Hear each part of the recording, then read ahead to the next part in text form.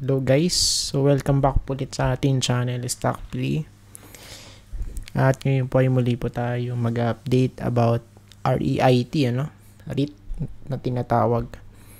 And may news po tayo about dun sa may yung kahapon natin in-upload. Wala kasing audio.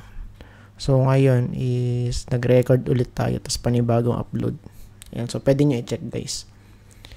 Ayan. We have 2 videos, Yung isa about top trending, okay, kahapon. Yan yung isa naman yung palagi po natin ina-update. So, ngayon, pag-usapan naman natin yung REIT at mag-update tayo ulit. Ayan. Medyo wala tayong time mag-update. Okay, pagka weekdays, At medyo busy po tayo. Ayan. Unahin natin yung REIT. Kasi nag-trending to. Thursday ata yun or Wednesday I think. Nag-trending siya. Okay. So, ngayon, kung titignan natin, grabe guys, tong candlestick na to, Grabe. So, ngayon guys, nangyari na yung kasi nasabi natin. So, possible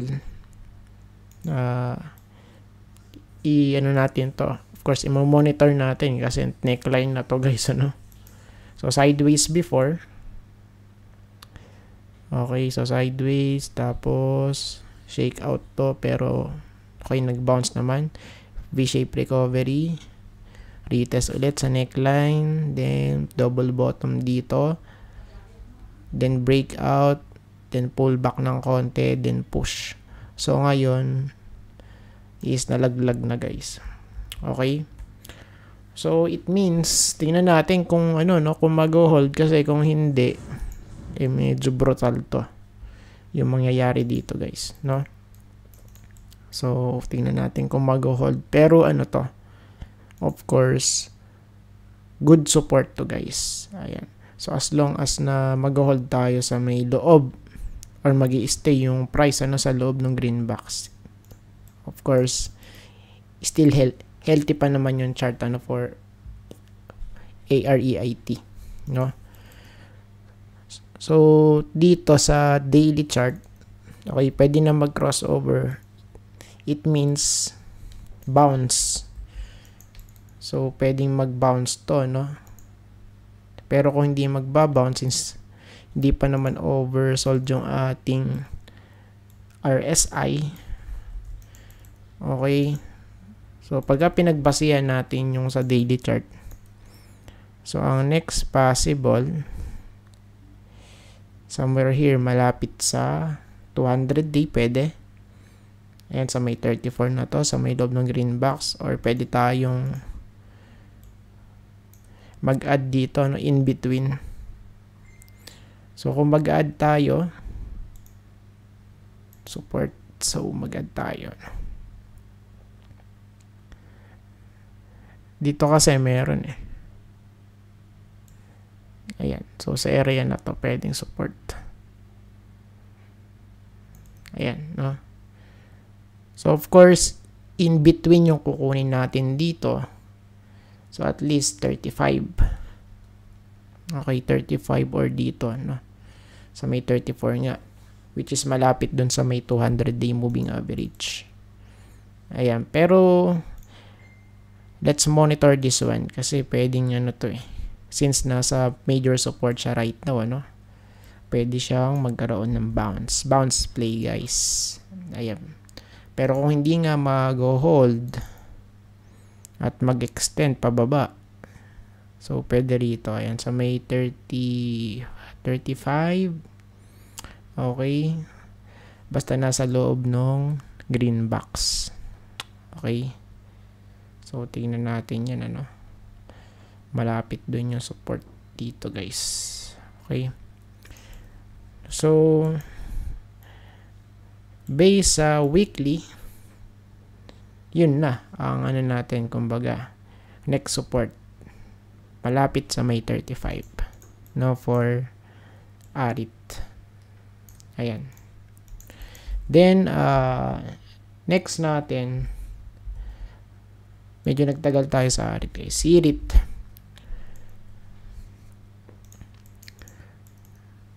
So, dito naman, I think pullback, pwede.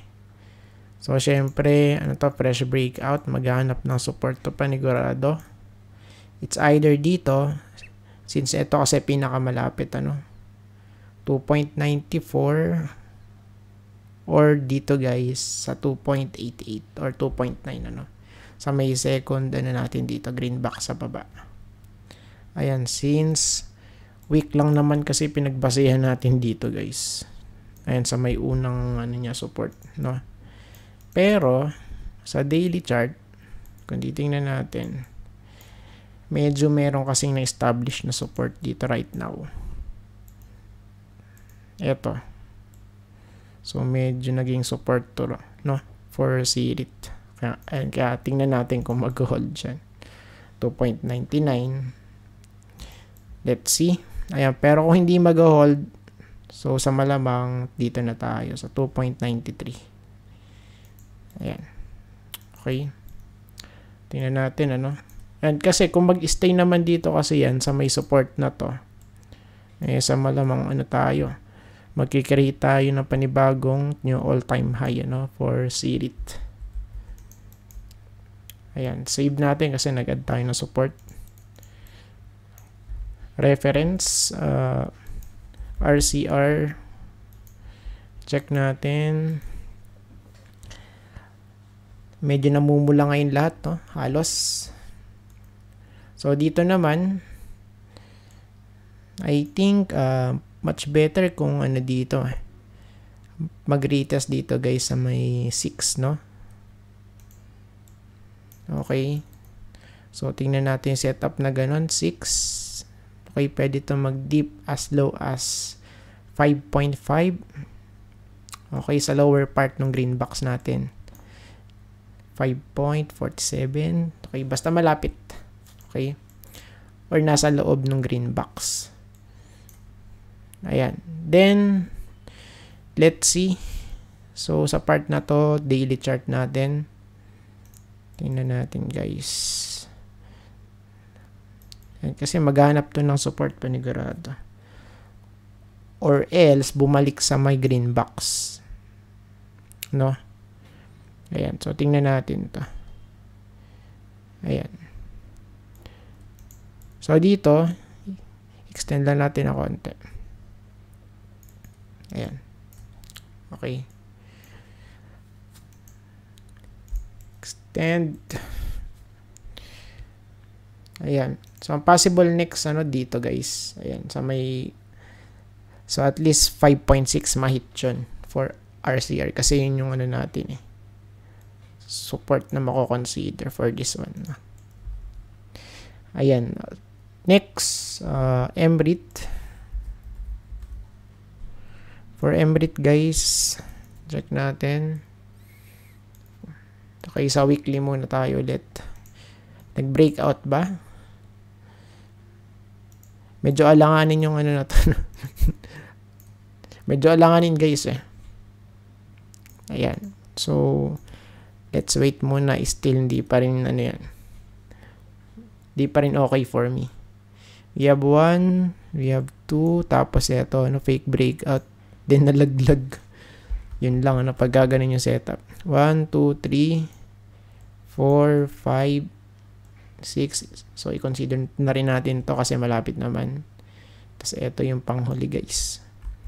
Okay, of course, pag hindi nakapanik, so, pwede tayong bumalik as low as 12.53 kasi trend line to, guys, sa baba. Ayan, triangle pattern to We have 1, 2, 3, and possible dito, guys. Ayan, so pwedeng bumagsak kasi na ganun, yung kanyang structure. Ayan, Of course, sideways to. Ayan, pagka hindi nakapanik, okay, pwede malaglag dito ulit yan sa may trend line. Ayan. And yung support natin, malapit sa 12.83. Just in case lang, yun yung pinakamalapit, no? Ayan. Next, Pirit. For Pirit, check natin. Ayan, so ito na yung sinasabi natin na breakout kasi may trend line eh. Diba? So ito na yung sinasabi natin. Nag-breakout na pala. So I think parang ano ni, nag-rotate. Maybe, no? And kasi bumagsak yung AREIT, tapos yung iba naman is nagsitaasan. Like this one kay Pirit. Or maybe merong news, ano? Na maganda. So, sa daily chart, boom. So, breakout na. Solid. Ayan. So, breakout na siya eh. Of course, pwede na itong mag-print ng panibagong new all-time high. Then, of course, pagyari nun, pullback, ano. So, pwedeng bumalik dito sa loob ng green box. 1.92 or as low as 1.88 kasi trend line nga to, di ba?